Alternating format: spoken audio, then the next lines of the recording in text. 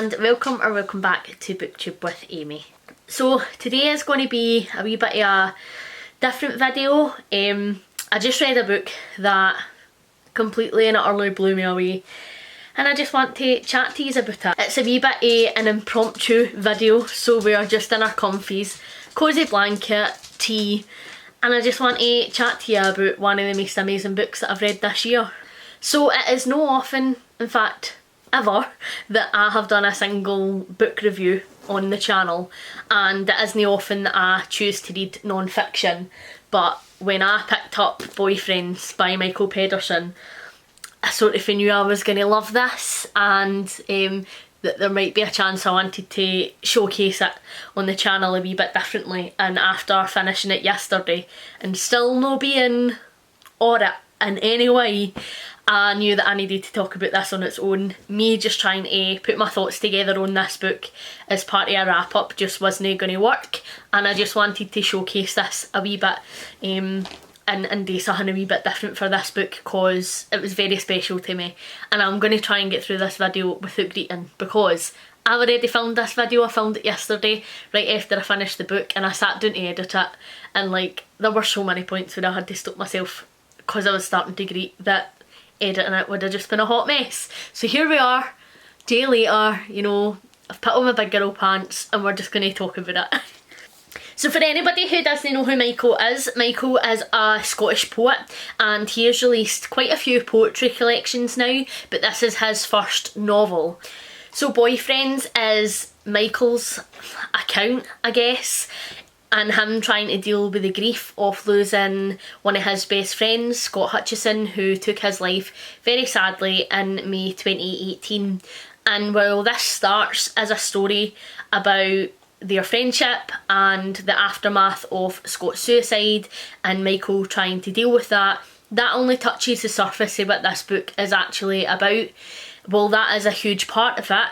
Michael then goes on a very reflective journey on all the friendships that he has had throughout his life, all of the male friendships he's had throughout his life, and what he has sort of taken away or learned from those friendships, and whether or no he is still in touch with these people and sort of where they are in their life now. And it turns into an overall overview of just male friendships in general, and you know, how society puts a lot of pressure on males on how they are allowed to feel and how much they are allowed to feel in relation to their male friendships. And that was just very interesting.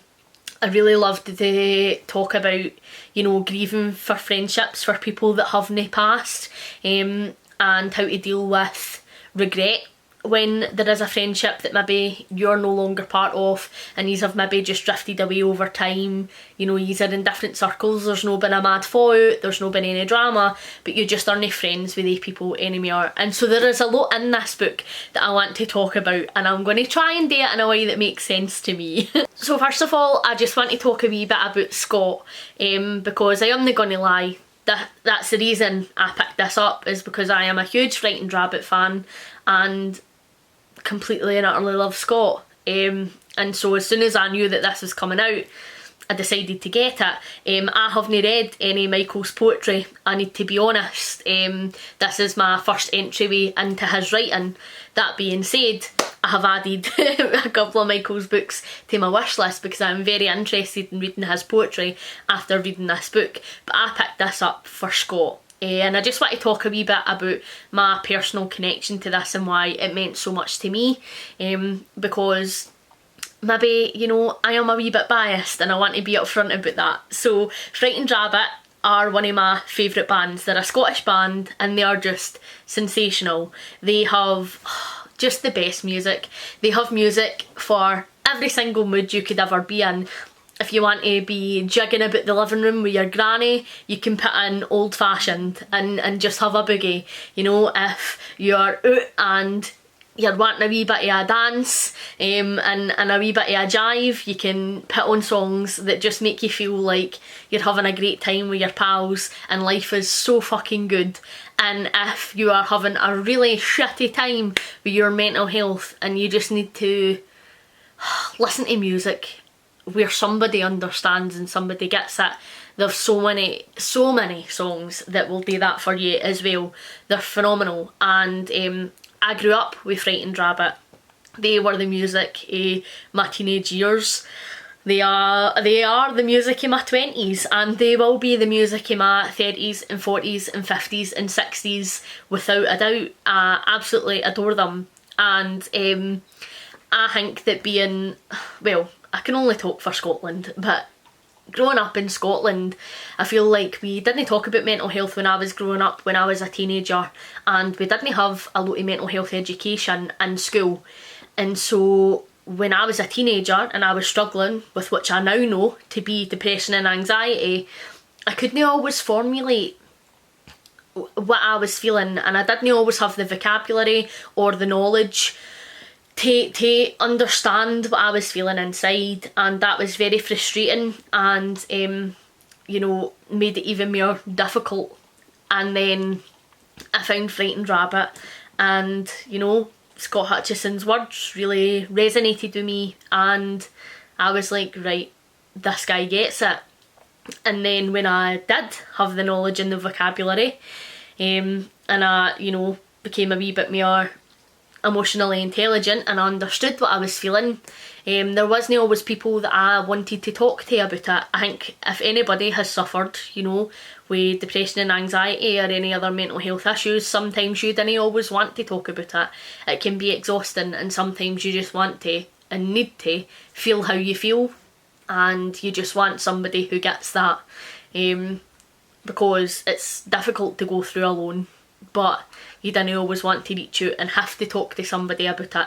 You just want somebody who understands, and for many of my formative years growing up, I didn't have that. I didn't have anybody in real life who understood, and so to me, that was Scott Hutchison.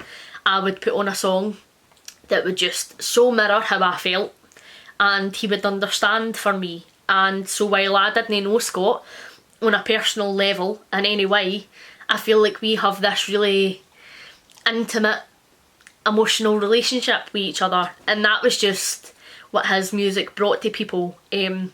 He was always talking about his mental health, and while he never claimed to be perfect, and while he never claimed to, you know, be a role model and understand how everything up here worked and to be brilliant all the time, you know, he was just always very honest and very open about his mental health, and you know, that gave me so much courage and so much strength to just be really open and honest about my mental health in all aspects of my life, whether it be personally with friends and relationships, whether it be a wee bit more publicly on my BookTube channel, like I always give you guys at 100, or whether it is in my career and then trying to advocate for other people's mental health and my job as well. He gave me that, and so me and Scott have such a close relationship in my brain and in my heart. And when Scott went missing in 2018, I was very, very sad, and me and Simon were actually on our honeymoon at the time, and like it totally did put a dampener on things.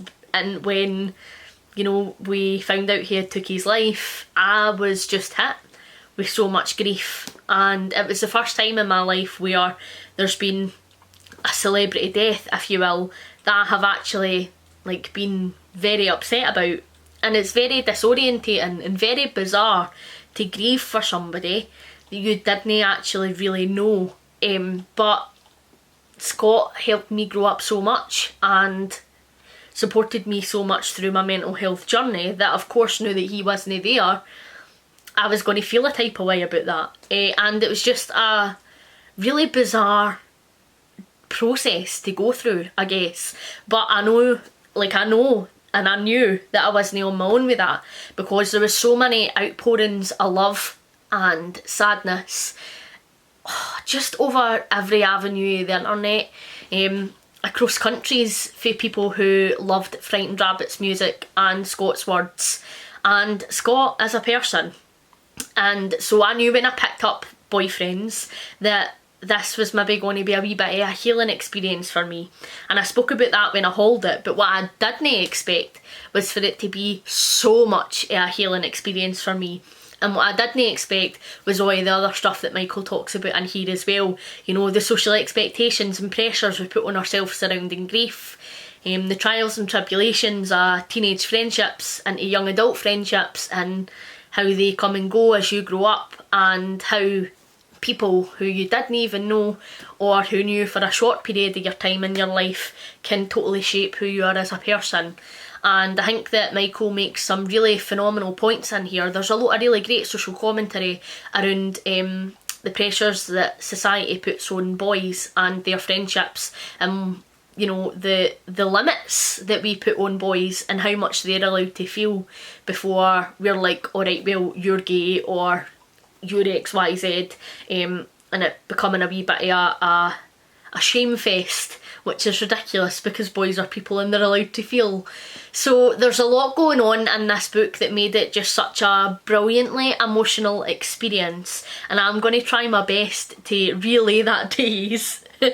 So Boyfriends is written in diary entries, and it jumps backwards and forwards in time. It is not linear, and I thought that that was done brilliantly. The writing style in here is just phenomenal.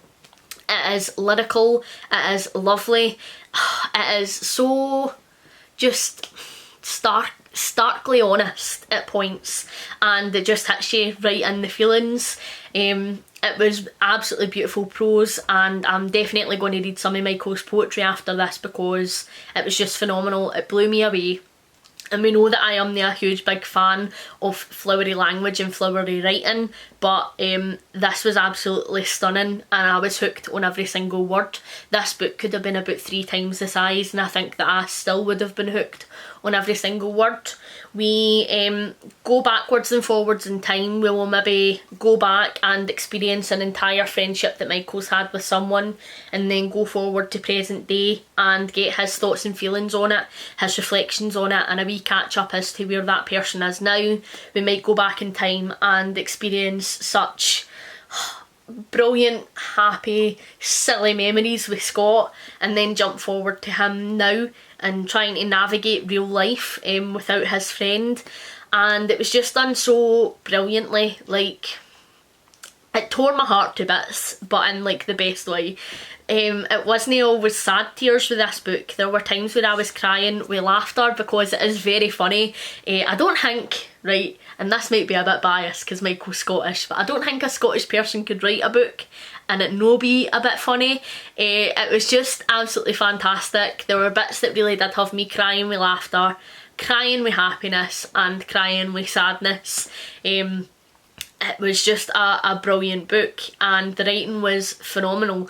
If you know you're a Frightened Rabbit fan, then I would recommend you picking this up because you just get so many amazing lovely moments with Scott, and I just need to say thank you to Michael for choosing to share them with us, because how I grieve as a person, right, is when there's somebody in my family that passes. My favourite thing, and the first thing that we as a family do, is, you know, we'll sit down and we'll talk about the person and we'll tell, you know, stupid stories about them and favourite memories, and like we'll just have a bit of a laugh and a giggle and a greet. And you know, I think that that is a very Scottish way to grieve. And so losing Scott, that's like, as much as I did that with my pals a wee bit, it was like, oh, do you remember when we played this song at that party, or the first time they released this album? And you know, and we could do that to an extent. There wasn't really personal memories, and I feel like I got this through that book. Michael has written it in such a brilliant way that you feel like you are there, like you feel you have shared these memories with Scott and you are part of their inside jokes, and you know, you are there at the time, which was just so meaningful for me, and I'm sure it will be meaningful for a lot of fans. So I just need to thank Michael so much for choosing to share these really special and intimate moments between him and his friend with everybody who reads this book, because it was amazing, and it was so lovely to just see this really happy, carefree, fun, effervescent side of Scott that is a wee bit more personal to what we would usually see. And I just loved that. And I've lost my point. And I think that if you don't know who Frightened Rabbit are, and you're nae, you know, a Scott Hutchison fan, I still think that you will get something out of this book. If real life stories of friendship and human connection is why you read books and that is what you enjoy, I think that you will get a lot out of this, because you do get to see Michael's journey through high school and uni, you know, various career moves, and the type of people that, depending on where he is and what he's doing in his life, he then meets and chooses to spend time with. And I just thought that that was really fun, and Michael is very open and honest throughout this entire book about some of the mistakes he's made in these friendships, some of the mistakes that maybe the friends in these friendships have made, or just the circumstances that allowed people to sort of drift apart and no really pick up with each other. And I just loved that, and that was very sad in itself as well, because I'm sure everybody will have people in their head that they can think of that, you know, has helped shape them as a person, or they've taken something away from a friendship that's maybe been really important to them and they no longer see that person. I certainly can, because, you know, we grow and we adapt and we change, and that person at one point meant everything to you in your life maybe no longer fits in your life, and there isn't a space for them, and you do just drift away, and that of course is inherently sad. And so that, mirrored with the grief of losing Scott, you know, really puts into focus in this book just some brilliant points about grief. And again, Michael's just very honest and very funny about it, and he talks very candidly about grief, and, you know, at what point are you allowed to share good news with people after somebody dies? And, you know, he puts it at one point, like, at what point are you allowed to share a slightly sexy selfie online again, like, after somebody dies? And you know, he talks about judging his own grief, because he is very open and honest and admits he totally fell apart when Scott died, and then felt guilty for that, because there were people who were closer to Scott who remained quite stoic. And so then, did he really deserve to fall apart when people closer to him were holding it together? And, like, it just highlights what utter bullshit it is, because grief is so subjective and it's so personal, and we all grieve in our own times and in our own ways, that it's ridiculous to put judgment or pressure on anybody else to grieve in a different way for how they are grieving. And it is done in just such a funny, candid way, but really hard hitting. And, you know, I've been reflecting on that after the fact. You know, you can't judge how somebody else chooses to grieve, but we do. And that's something that I will be more mindful of going forward for having read this book. And the thing that I think I took away from this book the most is Michael talks a lot about feeling too much, and, like, God, if that didn't get me for the first couple of pages, because I also feel like I am a person who feels too much. You know, I am such an empath, and so if somebody else is feeling a certain way, I feel a certain way, and sometimes I feel a certain way more than them, just because I take it on so much. And, you know, to an extent, Simon's the same. And so, like, when there are world tragedies, or, you know, something horrible that happens that isn't even directly affecting us, you know, we still feel that, and that sort of does hinder our mood a wee bit, and you know, I guess we just feel a certain way about it. And I'm the same with people as well. Like, I will take on somebody else's emotions, or if I'm feeling something, like, I will feel it very, very intensely, and it could be over very quickly, or it could last a wee while. And so I really got that when Michael says that he felt things too much, because I am exactly the same. I feel too much as well, and so then that's something that I have always been mindful of throughout my life, is how much of my emotions will I share with other people, because I can be quite an intense person. And you know, I think that that's something that I will need to reflect on after reading this book, because Michael, no holds barred now, will feel what he feels, and he'll tell people how you know, he feels about them and how they make him feel, and hug when he wants to hug, tell them he loves them when he wants to love them. And that's something that I feel like I am still pretty guarded on, and this book has made me reflect quite a bit on that. And so there has been learnings in there for me personally as well. And not only that, but again, just reflecting on the sort of the way we raise kids in Scotland. I've spoke about it so many times on the channel that this can be a very difficult place to grow up for so many different reasons, but in regards to this book specifically, he talks about, you know, his friendships growing up and how he felt when he loved a friend. Like, of course you love a friend. He felt like he couldn't tell them because he'd be labelled gay or queer or, you know, whatever else. And I just think that that was such a really interesting point to make, and something that we probably still hold the guys to in Scotland to like a certain standard. Like, we almost teach them from a younger age that if they love somebody it's weakness, and then we wonder why they can't grow up having, you know, healthy affectionate relationships with romantic partners or friends or anybody else later on in life. And it's because we ingrained this in them since they were wee, that, you know, they can't feel too much and they can't tell their pals how they feel about them, which is of course ridiculous because they are humans like anybody else. And I just think that it's no something that is ever really, I guess, analysed or magnified through female friendships in the same way that it is through male friendships. And that is something else that I really took away from this book. I just thought he made the point so subtly but so brilliantly that I have been reflecting on that after the fact. It was just an absolutely amazing book. So this of course was a 5-star read for me. I couldn't have gave this any less than 5 stars.